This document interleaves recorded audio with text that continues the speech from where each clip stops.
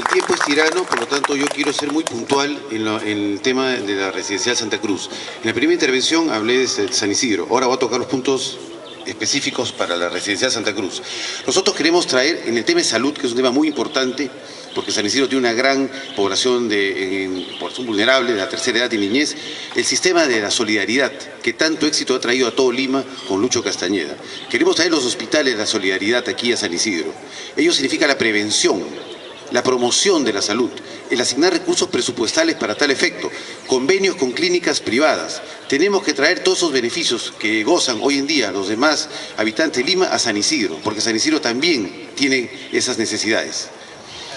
En el tema del rol promotor del distrito, que es muy importante, estamos hablando de emprendimiento. Hay muchos jóvenes que en San Isidro tienen ideas extraordinarias que no las pueden llevar a cabo porque falta la promoción correspondiente. Nosotros vamos a abrir una oficina de asesoría empresarial para que esta gente tenga acceso a los mercados, para buscar alternativas y para fomentar la participación de las empresas, diríamos, vecinales. Y en último lugar, impulsar la implementación de la casa vecinal que estaba aquí hace poco por la Plaza Bea. Vamos a impulsar con la actividad privada que eso vuelva a tener vida.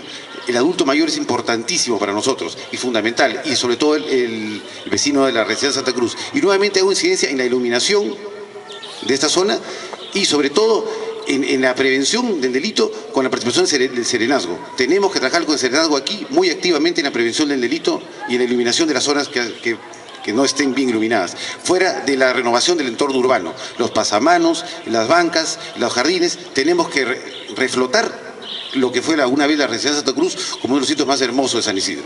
Muchas gracias. Gracias. Ahora en el orden 3.